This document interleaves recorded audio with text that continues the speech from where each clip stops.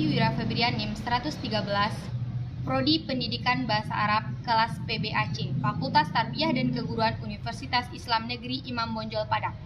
Video ini dibuat untuk memenuhi tugas akhir mata kuliah pengantar studi sejarah peradaban Islam dengan dosen pengampu Dr. Firdaus ST Mamat M.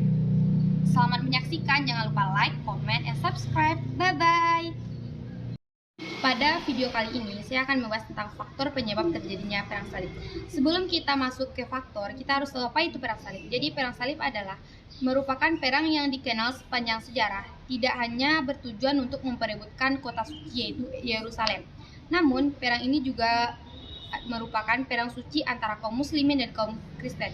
Disebut dengan perang salib karena lambang salib dijadikan lencana dan kalung pada pakaiannya. Selanjutnya, kapan sih terjadi perang salib? Jadi, perang salib itu terjadi pada masa dinasti Seljuk, yaitu pada tahun 1095 sampai 1291 Masehi.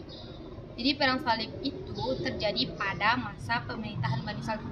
Perang salib ini sangat lama, antara tahun 1095 sampai 1291 Masehi.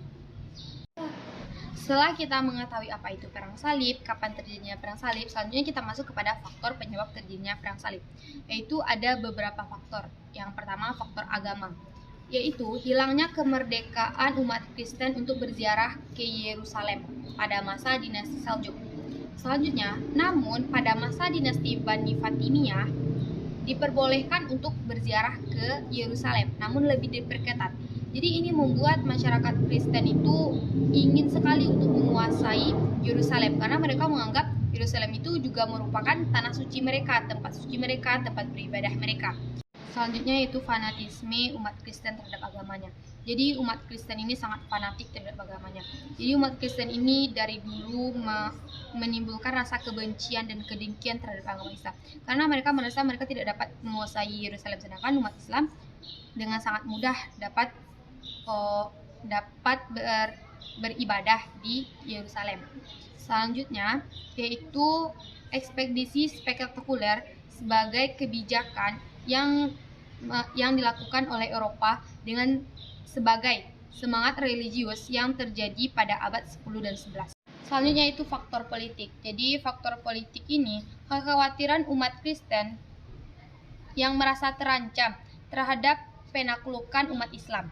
Selanjutnya itu karena umat Islam ini menang pada daerah selatan, pada peperangan yang ada di daerah selatan. Selanjutnya yaitu jatuhnya Manzikert pada tahun 464 Hijriah atau 1071 Masehi dan daerah-daerah kecil di sekitar Bizantium.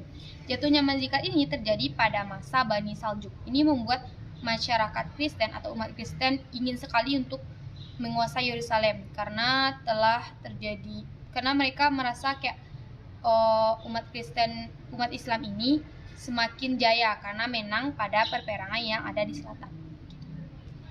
Selanjutnya yang ketiga yaitu faktor sosial. Jadi pada faktor sosial ini ada stratifikasi sosial yang terdiri dari 3 golongan. Yang pertama, kaum gereja, kaum bangsawan, dan rakyat jelata.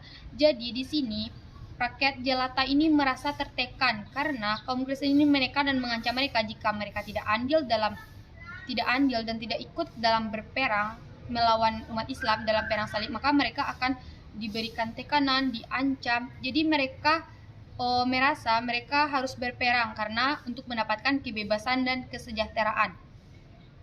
Selanjutnya itu faktor ekonomi. Jadi kawasan Mediterania ini akan menjadi pusat perdagangan barat di daerah timur.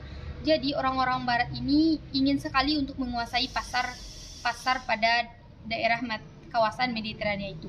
Selanjutnya yaitu masyarakat Kristen ini ingin sekali untuk memperbaiki ekonominya.